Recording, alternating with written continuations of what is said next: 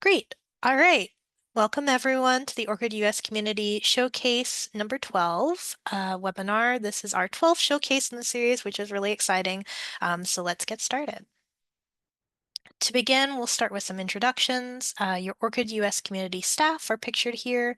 Sheila Rabin, the lead strategist of Research Infrastructure Programs, Paolo Gahilde, the senior strategist for the ORCID US Community, and myself, Kayla Ramhit, the program specialist for the ORCID US Community. Also joining us on this call today is Shauna Sadler, the engagement manager from ORCID. She joins us today to give us an overview of the global landscape of ORCID. And then I'd also like to introduce our guest speakers for today. We'll be hearing from Hilary Davis and Aaron Cheever, Associate Research Librarians from UL Research Institutes, and Sarah Scheib, I apologize if I mispronounced that, but Director for Scholarly Impact at the University of Iowa. And then I will quickly go over our agenda for today. We'll start by talking about ORCID, what is ORCID, and the three different parts of ORCID, and then we'll go into what the ORCID US community is, about the community's goals, and about ORCID adoption, and then we'll talk about ORCID on a global scale. Then we'll hear from our guest speakers, first from UL Research Institutes, and then from the University of Iowa, and lastly, we'll have some time at the end for questions and answers and discussion. So let's start us off with what is ORCID. ORCID stands for Open Researcher and Contributor Identifier. ORCID is an identifier that is meant to uniquely identify researchers so that they can get credit and attribution for their work, streamline a researcher's digital identity so an organization can save time on administrative tasks and keep track of a researcher's affiliations and contributions all in one place. And ORCID is a nonprofit, community-driven organization that serves the global research community. There are three main components to make up ORCID: the ORCID ID, which is the unique persistent identifier that is free of charge to researchers and individuals, the ORCID record, which includes information about the individual from their employment history, education, works, as well as many other things, and the ORCID API, or Application Programming Interface. The ORCID API allows the research community to work collaboratively with ORCID by allowing connections between the ORCID record and member organizations. And we'll go into a little more detail about ORCID API later in this presentation. But first, let's discuss the ORCID ID. So an ORCID ID is a 16-digit number that is unique to the individual. It distinguishes researchers from each other and is free for anyone to use. So you'll see here Paolo's ORCID ID. You'll notice it looks like a link, and that's because it is. So this ORCID ID links to his ORCID record. So if we click on that link, we're taken to Paolo's ORCID record, which is populated with information similar to what you might see on a CV or a resume. The ORCID US community has an ORCID workshop for researchers that we put on quarterly each year that goes into more detail, but I'll briefly mention what can be found within an ORCID record now. So using our volunteer Sophia's ORCID record as an example, you'll see that her ORCID record contains a section for different name formations, a biography, her country, and a section for keywords describing her research areas, and importantly, a section on her employment history. So if we scroll down through her ORCID record, we begin to see the other sections, her education and qualifications, professional activities such as membership, service, distinction, invited positions, what funding she's received, research equipment she's used, her works, which include publications she's written, and lastly, her peer review activity at the bottom. We also want to share something new. ORCID has introduced some new work types to better support a wider range of arts and humanities research outputs. Here are just a few of those: musical compositions, artistic outputs and images, lectures, blogs, interviews, patents, conference presentations, and many other work types. They've improved the user experience when manually entering work type information as well. So for more information about the changes in new work types, there's an ORCID blog that goes into more detail, and I'll share that in the chat later. The other important component of ORCID is the ORCID API. So ORCID provides a way for organizations to gain a better understanding of research activity across the scholarly communication ecosystem through the use of the ORCID API. The Application Programming Interface, or API, allows these systems like publishing, repository, funding, or research reporting systems to connect and communicate with ORCID. So for example, the ORCID API can be connected with a publishing system like OJS or ScholarOne, and there is an exchange of data, and that flow of information is all done via the API. So in this graphic, you can really see how the ORCID API works between different stakeholders. So a research institution, funder, or publisher can read data from ORCID records via the ORCID API and use that data in their system for reporting or filling out forms, for example.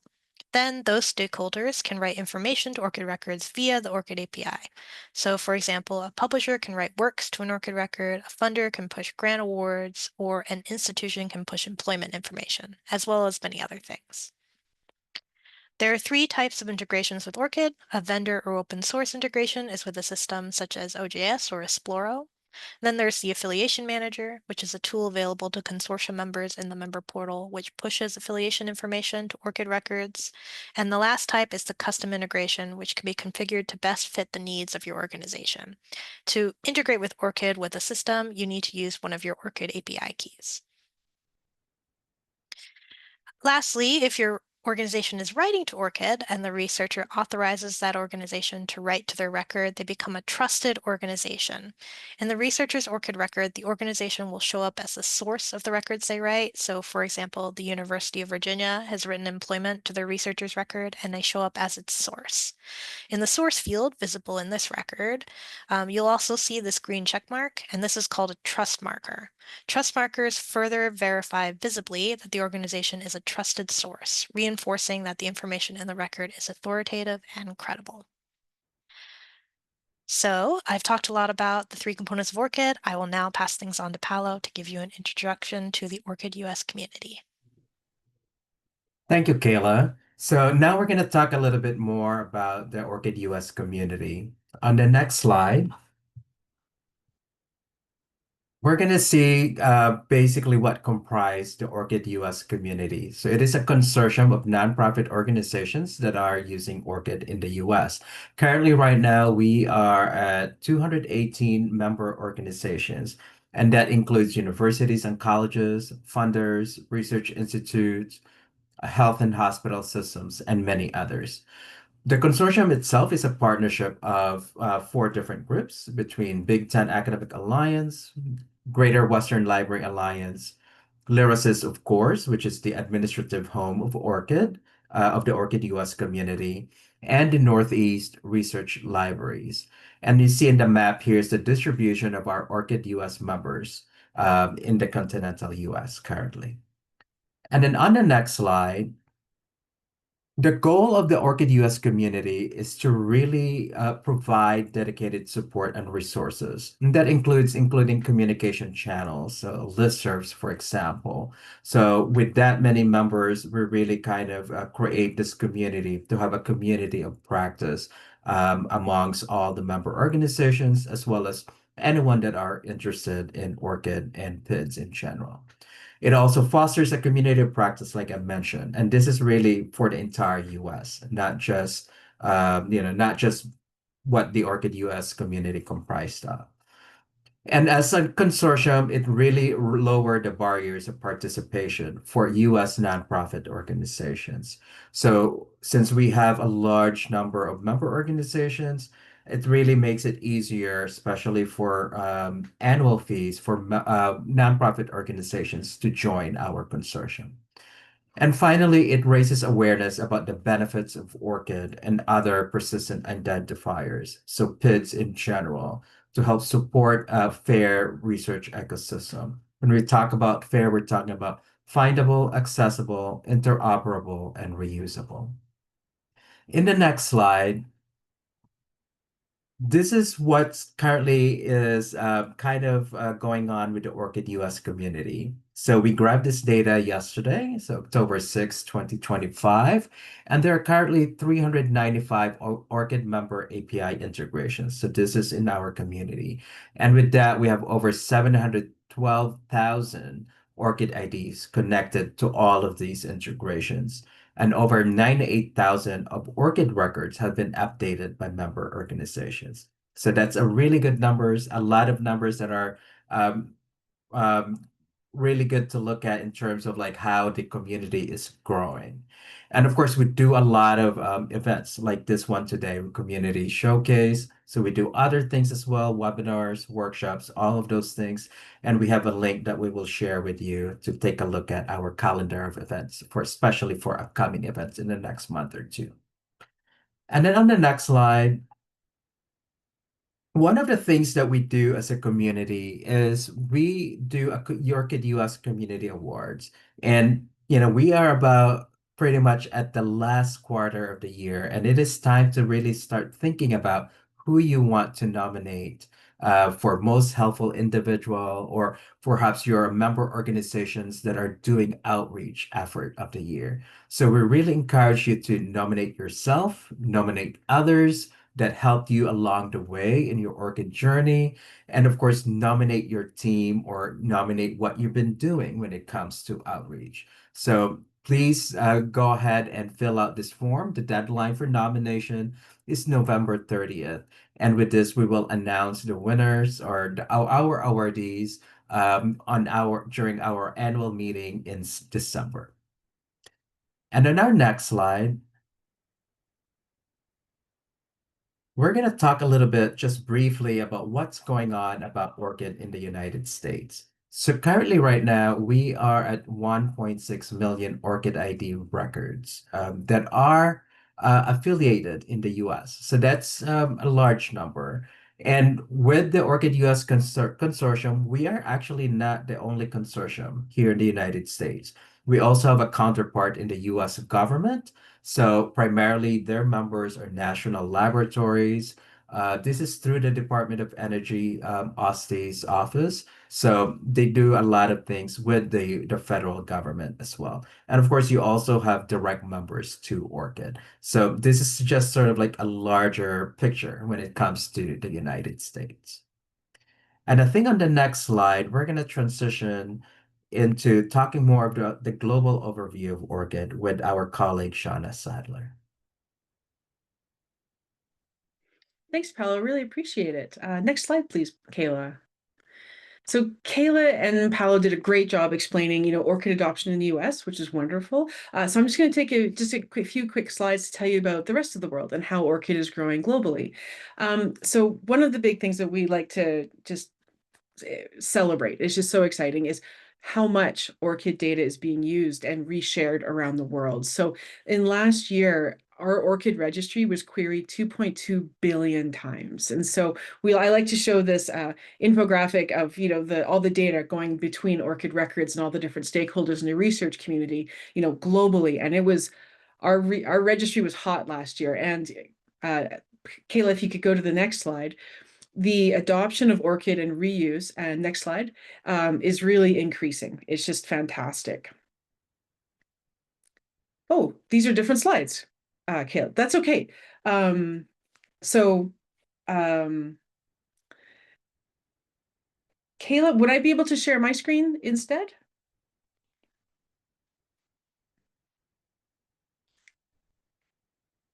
I think we've got last year's slide deck.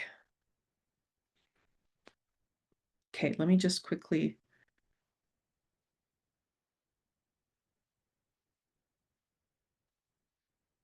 Oops. Looks good. Sorry, just give me 1 second. I started at the last slide.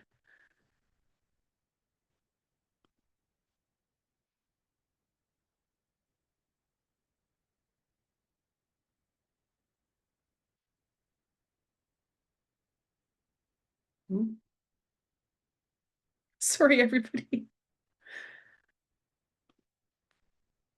There we go. Okay. Okay. 2.2 billion times. So here's the difference. This is the shift. So, and you can see the numbers comparing 2024 activity data with ORCID's registry to 2025. We've had a fantastic increase in both the number of systems that are integrated with ORCID's registry, the number of members that we have that are joining ORCID, and the number of members that are adding data to the increasing number of ORCID records.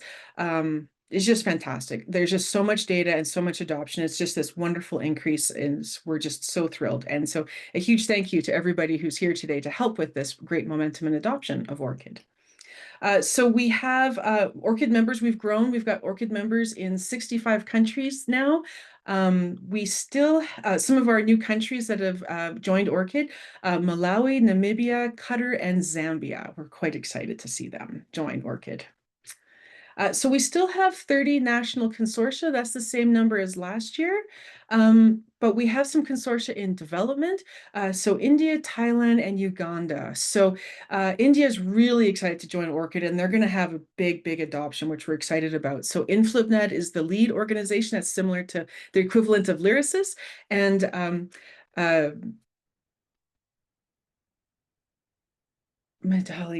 Devika Madali, sorry, she's fantastic. She is the lead of InflipNet, and she's actually joined ORCID's board this year because they're so committed to ORCID adoption in India. So we're quite thrilled. And Devika has connections with the US as well, so we can probably expect to see her maybe at some of the Lyrasis events or ORCID US events. Okay, and so we've had a regional level consortia in Latin America and the Caribbean for a while now, but we have 3 new regional consortia in development. So the first one is the Arab states, led by Jordan. Second is Sri Lanka and some of the surrounding countries. So this is led by Sri Lanka, but they're hoping to include Pakistan, Maldives, and Nepal and other surrounding countries. And then the existing New Zealand consortium is working to expand to have member countries from the South Pacific. So Fiji is quite keen to join as well. So we're looking forward to some really great new expansion of ORCID's adoption. So here's just a bit of a map, a graphic description of how we're starting to grow in around the world in different regions than we have traditionally. So I normally stop for questions, but Kayla and Paolo, I'll leave that up to you when we do ORCID questions. Thank you, Shauna. All right, so that was a great overview of what's going on globally. All right, so now we're going to transition to our case studies. Kayla, if you could bring back the slides a little bit. So the first case study that we will hear from is from UL Research Institutes, and we will hear from Hillary Davis and Erin Shaver. Okay, take it over. Hi, everyone. Let me share the right screen. Okay. All right. Are we coming through? Yes. Awesome. Thank you. Yeah, great to be here. My name is Hillary Davis, and as introduced, I work at the UL Research Institutes. And Erin, you want to introduce yourself? Yes, I'm Erin, and I am also an associate research librarian at UL Research Institutes. And yes, we are really happy to be here to share a little bit about ORCID adoption at our organization, which might or might not be different from yours, and tell you a little bit about the outreach efforts we've been experimenting with. Okay, so I'll just quickly take us through the outline here. Today, what we'll be talking about is why ORCID is important at our organization, what our approaches have been to fostering ORCID adoption, some of our ORCID stats, the ongoing challenges we're dealing with, and then we'll also leave you with some takeaways. So next, I'll share a bit about UL Research Institutes and who we are. UL Research Institutes is an independent nonprofit research organization dedicated to advancing public safety through science. We were founded originally in 1894, but 2022 marked the moment when UL Research Institutes was formally announced. You may be familiar with our certification symbols here on the left, examples of which you'll find on the tags of fire extinguishers, your dishwasher, or strings of holiday lights.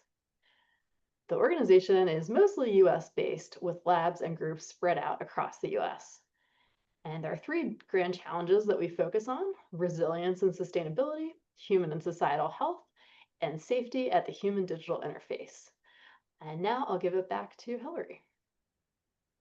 Awesome. Thanks, Erin. And just to put us a little bit more in context, we have around 240, 250 employees right now. Okay. So one of the questions posed to us is why is ORCID important to UL Research Institute? So we'll go through that. So as Erin just described, our nonprofit organization is research focused, but we have varying perspectives that each play into the value that ORCID brings to our organization. Okay, so from leadership's perspective, ORCID supports the goal of having ULRI recognized as a global leader in safety science. And ORCID is part of our effort toward building an open, interoperable research ecosystem. For our researchers, this will be no surprise to you all. They really do appreciate that ORCID can help them showcase their work, get credit, meet publisher and funder requirements, and maintain their researcher identity throughout their careers. At ULRI, we have a lot of folks whose work is very much research adjacent. So their work either directly or indirectly engages with the research, but they are not researchers themselves. And we've paid particular attention to these folks since they represent the C in ORCID, which stands for contributor. So whether they're educators or practitioners, such as firefighters, communications or marketing professionals, or interns, they can benefit from ORCID's flexibility, such as highlighting teaching materials, creative works, their memberships, service internships, presentations, a lot of those like newly added work types that were mentioned earlier. So now we'll talk about how we've approached ORCID adoption and outreach. So UL Research Institute's ULRI, same thing, we'll say those terms interchangeably. At ULRI, there have been a convergence of incentives that have inspired our approaches toward ORCID adoption. First, our Fire Safety Research Institute, they were the early adopters at ULRI, and around 2021 or 2022, they had all their researchers get ORCID IDs and put them on their public profile pages, such as the one shown here. But that wasn't the case across the other units of the organization. So in January 2024, our Chief Research Officer, Dr. Christopher Kramer, whose LinkedIn profile I've shown here, he sent an organization-wide memo encouraging the adoption of ORCID using his own ORCID as an example. And that started to really boost our outreach efforts from the library. I will say that since ORCID is not mandatory, our strategies have focused on motivating adoption rather than enforcing it. And so we'll show some examples of what that looks like. Our organization has a robust internal news culture, so we use that as a platform or one of our platforms for promoting ORCID. What we've learned is that those newsletter articles that we write that are targeted to specific audiences get the most traction in terms of views and then anecdotal feedback. So this one on why educators and social scientists use ORCID relative to some other news articles got a pretty good hit rate.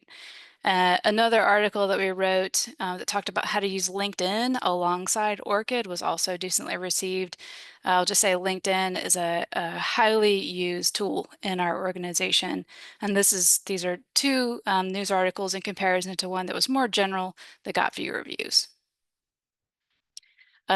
Workshops. We all do workshops. We found that curating workshops for specific audiences was much more successful in generating interest and actual ORCID adoption compared to the workshops that were more general in nature. So we're starting to see a theme of more specific curated content gets better adoption than more general.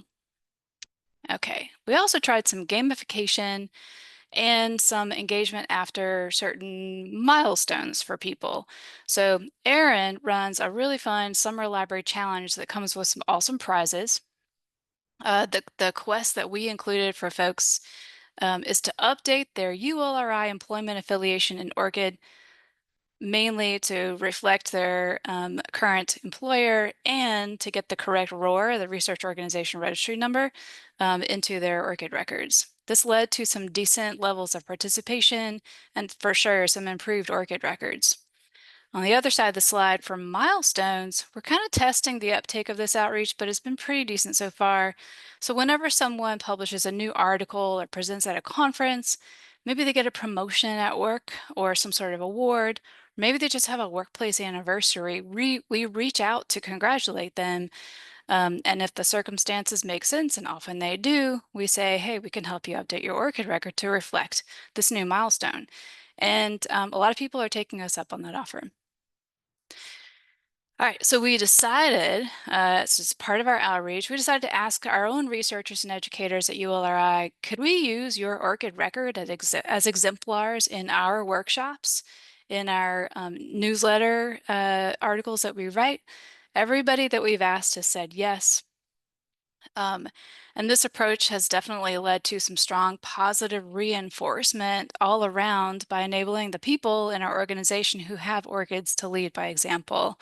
And so every time we ask as well, if we can use the ORCID records, it's another touch point that reminds them about the library, reminds them about ORCID, and they all seem really happy to be asked. These two people, we asked if we could use their ORCIDs for this presentation as well.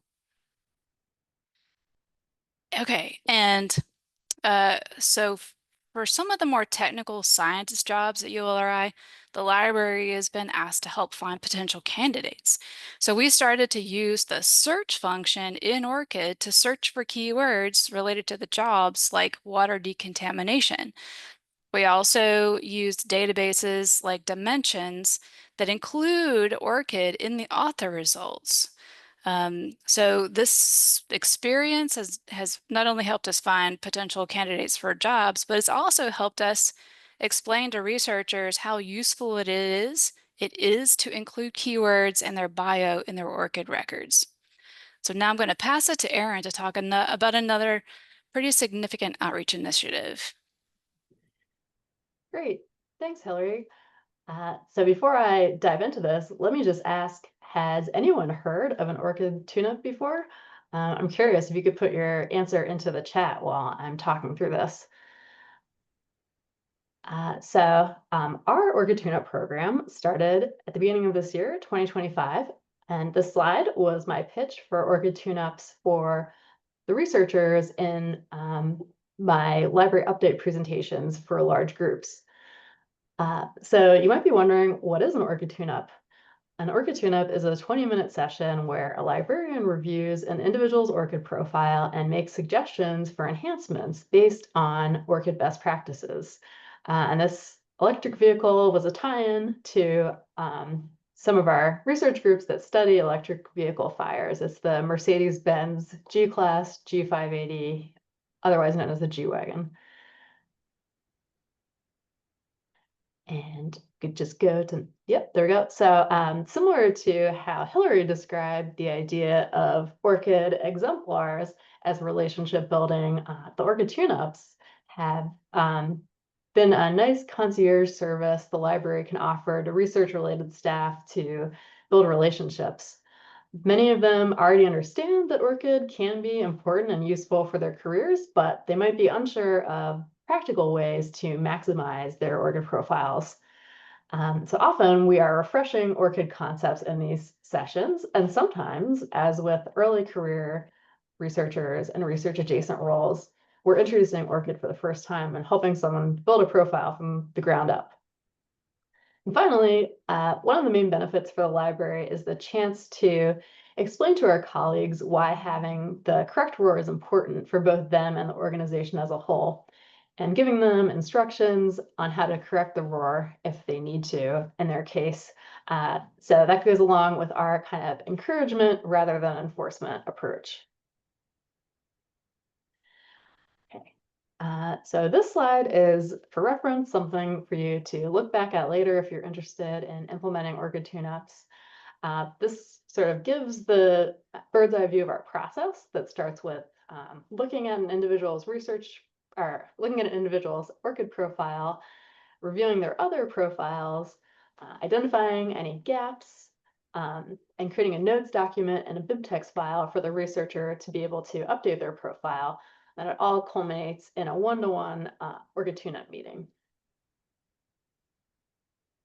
Some of our lessons from our ORCID tune-ups were that our researchers stumped us with great questions like, how does ORCID support the open sharing and open educational work I do?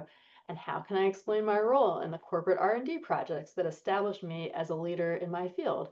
So these are questions that kind of go beyond the traditional scholarly publication realm and push us to dig deeper for answers and ultimately to level up the depth of service we're able to provide. Just to also run through a couple of the other lessons that we learned that making the pitch for ORCID tune-ups in front of managers and research directors can help get top-down buy-in in the service. We also learned that having multiple librarians work on the ORCID tune-up program created a dialogue and forum for knowledge exchange. And finally, we learned that there will always be more questions about the fine points of ORCID. So thanks to Sheila, Kayla, and Paolo for all your support figuring things out along the way.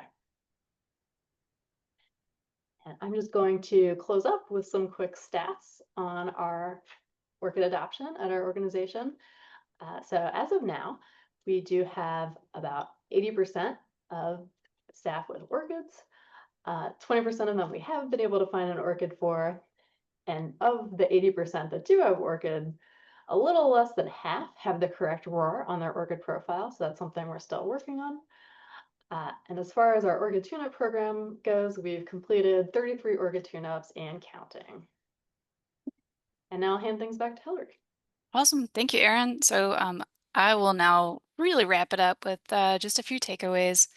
So some ongoing challenges that we continue to find getting in the way is adding funding from non-traditional sources is just difficult because they're not often found in the integrated dimensions wizard for funding. Fine, we can add them manually, but it takes the charm out of the process. Same thing with adding non-traditional works without DOIs. The work of uploading content manually can create a time sink, which we do try to circumvent using Zotero to create those bibtec files that Erin mentioned. There doesn't seem to be an option for adding books using ISBNs. Maybe we missed it. And then motivating users to update their RORs and their ORCID. This is just a very in-the-weeds detail that most folks tend to overlook. But we'd love to hear from anyone who's encountered these or other challenges and share their ideas. All right, truly second to last slide, a few lessons we've learned along the way, just to sum it all up. Focus on understanding the preconceptions of ORCID. So many people think that ORCID is only for published authors, but showing the flexibility and the flexibility it offers and creating tailored outreach by their people's role helps shift that view. Again, yeah, thanks to the ORCID support team. A huge thanks for providing loads of examples and guidance for us along the way. Another is use as moments of persuasion, such as sharing the exemplar records from your own organization to inspire adoption, giving leadership chances to champion ORCID whenever those moments appear, and you might be surprised. Some people may be more ready to champion ORCID than you think. Tying reminders about ORCID to milestones, like I said, like publications, promotions, or just work anniversaries. And then meeting our users where they are. For us, that means offering those personalized ORCID tune-ups, and that gives us a chance to focus on what really matters to people. Maybe it's open science, maybe it's getting credit for their work, or maybe it's career mobility. But when we apply these practices, that's where we have the most success. And that is our last slide. We want to thank you for your time and attention and the invitation to be here. There's a QR code for our slides, which are hosted on a repository. my orchid, Erin's orchid, and let me let you know that this is Fire Prevention Week, and ULRI has created some excellent tips for reducing the danger of lithium-ion battery fires that all of us potentially have with our phones and our devices that have lithium-ion batteries. Thank you very much. I'll stop sharing now. Thank you so much, Hillary and Erin. Wonderful ideas. Definitely great to hear about the different touch points that you all are doing. So thank you so much. All right. So, and then I'm sure our attendees will have questions for you later on. All right. So now we're going to hear from Sarah Scheib from University of Iowa. Thank you, Paula. Just share my screen. And you seeing my slides?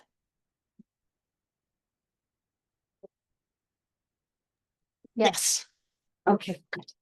All right. So I'm Sarah Scheib. I am the Director of Scholarly Impact at the University of Iowa Libraries. And that department is kind of a scholarly communications department here at the University of Iowa.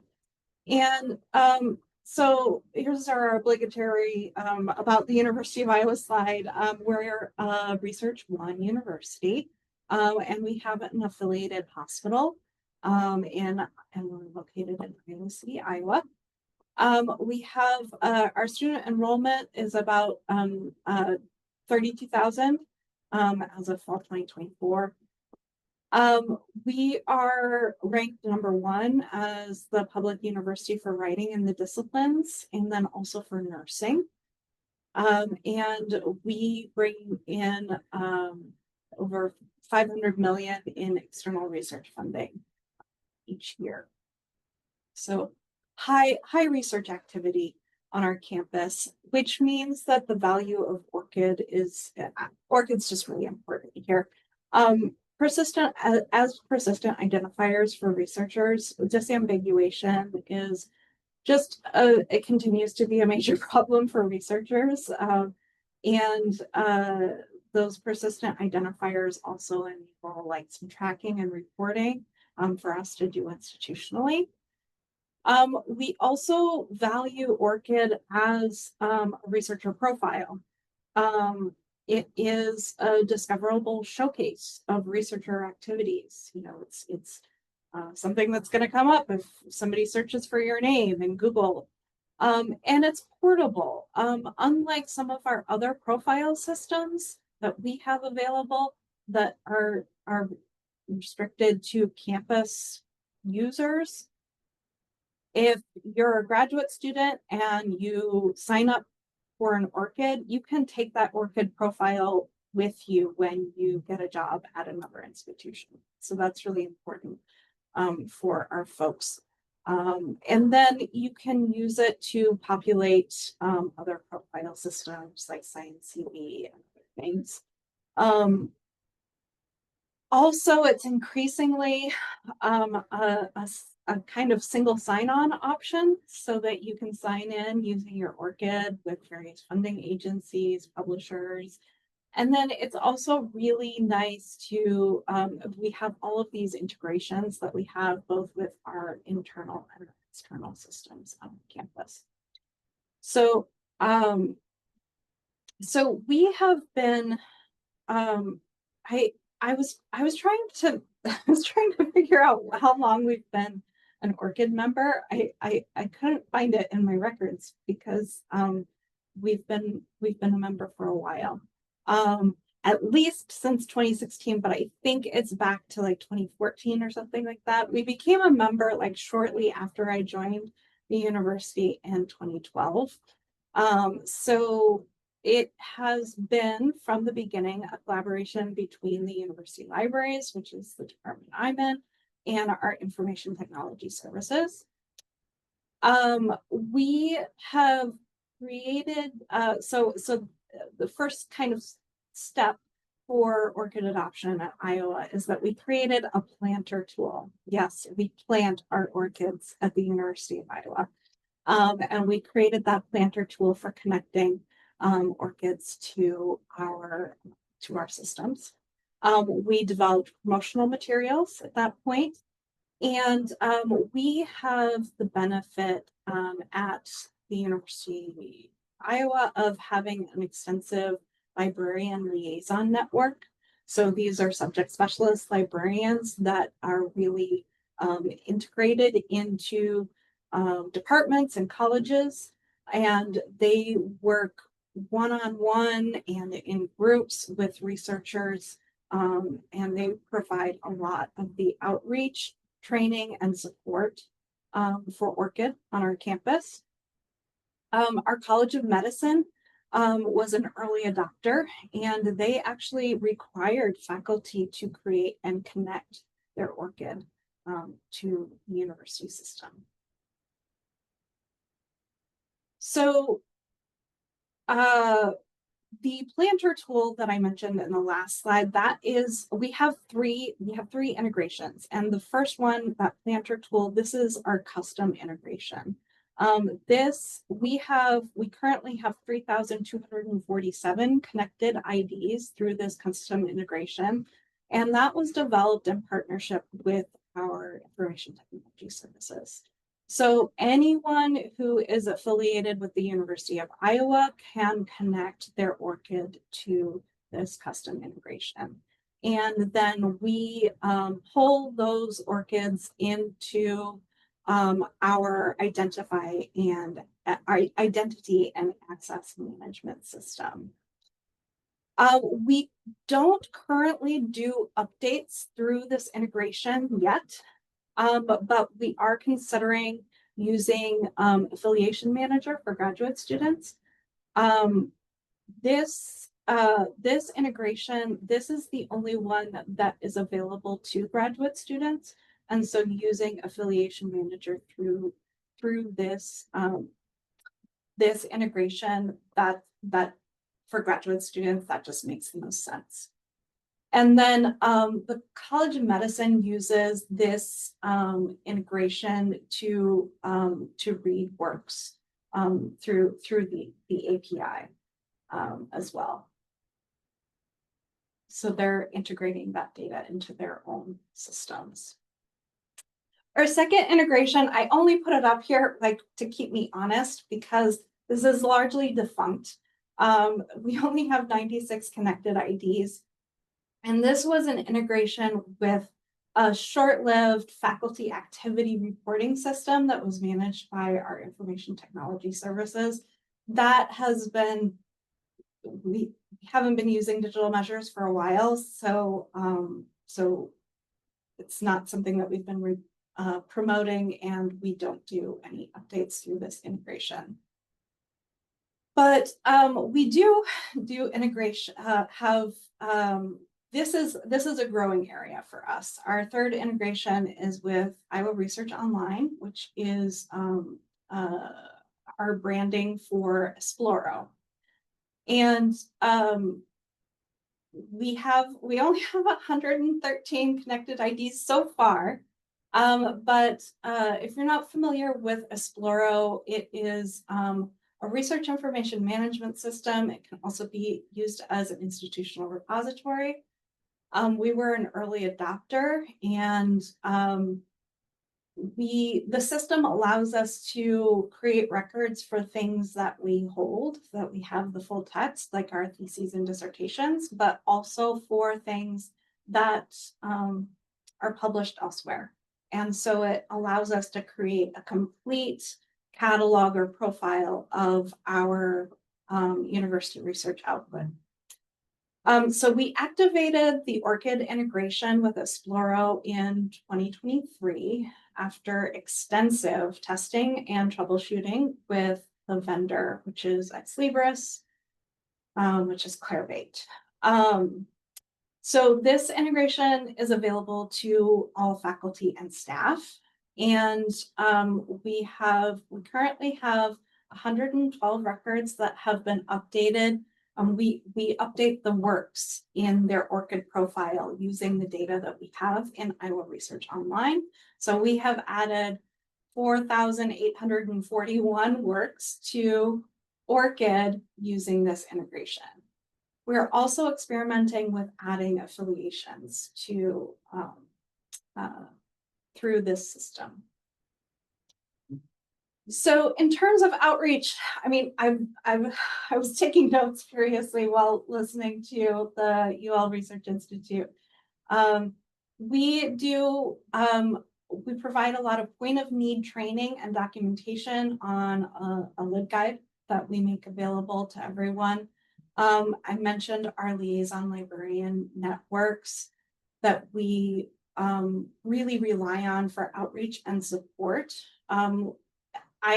Before I was in this role, I was a sciences librarian, so I was one of these liaison librarians.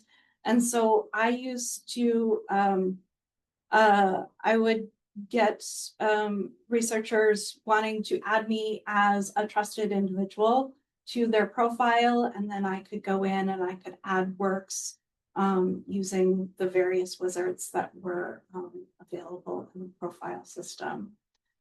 We do a lot of outreach at tabling and orientation events. We also have workshops.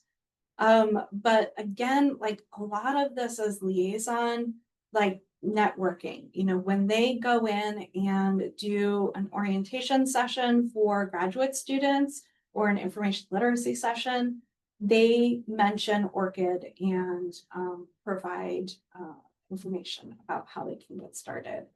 We really target graduate students for our ORCID outreach. It's an audience that they're just getting started with their research. And so there's not a lot of retroactive adding of things. They can start fresh, they can build a new profile, and they can start using that as they develop their reputation as researchers. So they can add it to their CV, they can include it in their email signature and communication, and it really helps them to establish their reputation. Another thing that we do is we, whenever we add new researchers to Iowa Research Online, we send them a welcome email, and that mentions the ability to connect their ORCID to Iowa Research Online so that their publications will sync back and forth between the systems. And we really try to emphasize the time-saving features that are that ORCID can help save them time with kind of those administrative tasks that nobody likes to do. So lessons learned. We've been on this journey for a while, but I wasn't in charge when things started. And so that's been kind of a lesson learned for us, is that this is a long-term project. And so it's really helpful to have clear roles and responsibilities established at the beginning, and to have some kind of documentation and succession planning that can help you to maintain the service, because otherwise it can kind of get, it's one of those things that you can set it up and then forget about it, and then when things go wrong 2 or 3 years down the road, nobody remembers what to do to get things back on track. Along with that, it's really important to maintain relationships and communication with your collaborators. ITS has been an invaluable partner for us. Our information technology services has been an invaluable partner. However, you know, it's one of those things, they have lots of things that they're working on. I have lots of things that I'm working on. It's good for us to touch base periodically, so that if things change, everyone is in the loop.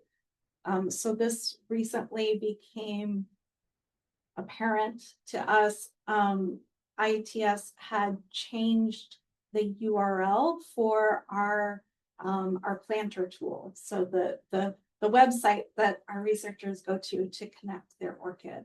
And so that was a challenge. They didn't tell me. And so all of our LibGuides, all of our documentation, even our print postcards that we gave out all had the old URL on them.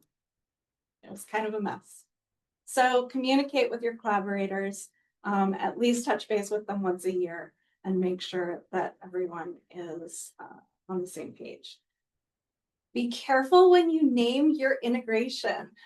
So I think you saw on an earlier slide the source and the green check mark that you can get in ORCID records.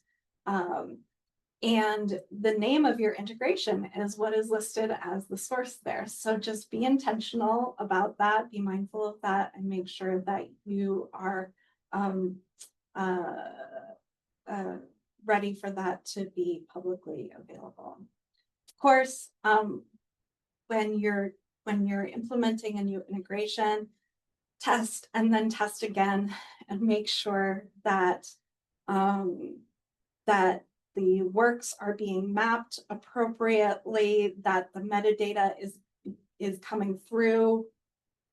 And because you don't want to be loading a bunch of junk works into your researchers' ORCIDs. Speaking of junk, be aware of automated communications. ORCID, when things are added to your ORCID record, researchers receive an email. And then our system was also sending an email and making them aware that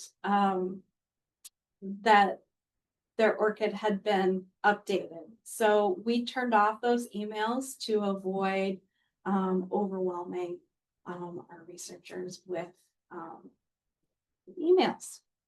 And then finally, look out for new opportunities, both internally and externally. I love this, these community calls, these community showcases. I always learn something new. It always gives me something to think about. And then just have ORCID in the back of your mind when you're talking to your folks on campus. You know, it can be a great solution for a lot of researchers. So that is what I have for today. My contact information is here. Please feel free to get in touch with me if you have any questions. Thank you. Oh, great. Thank you so much, Sarah, for sharing your case study and your insight, and also to Hillary and Aaron for sharing theirs. We do have one question in the chat as of now for Sarah. So in terms of your identity management system, do you know what your university is using for the custom integration?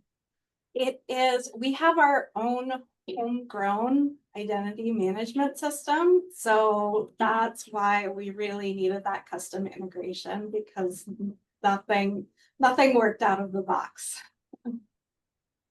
Yeah, and I think that's the case for several of our members, universities in particular, that have custom integrations where it's not on any specific type of vendor software or anything like that. It's just completely homegrown.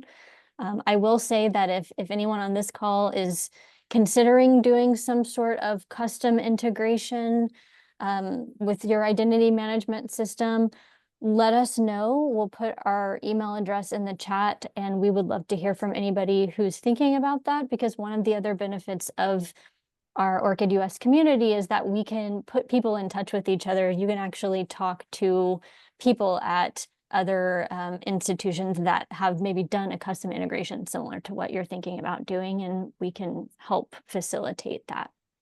We also have a custom integration guide that Paolo linked in the chat too, and our email address at orcidus@lyrasis.org. We do just have a few more minutes. I will hold out on that for any final questions that anyone may have or final comments from any of our presenters. And Just yeah, to go ahead. reiterate the gratitude that Erin and I have. We're just the two of us at ULRI supporting this organization, and we have leaned heavily on Sheila, Paolo, and Kayla, and the larger ORCID organization for lots and lots of support and ideas. So thank you. Wonderful. Thank you for saying thank you. And this is why we're here, is to provide support for you and everyone in our ORCID US community.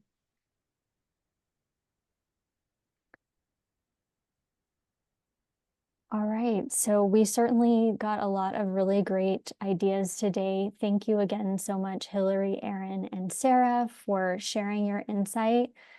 We will make this recording available for everyone, and we'll be sending out the materials to everyone who registered, so stay tuned for that. And thank you all for spending some time with us today. Hopefully you got some good ideas that you might want to go start thinking about at your own organization, but definitely reach out.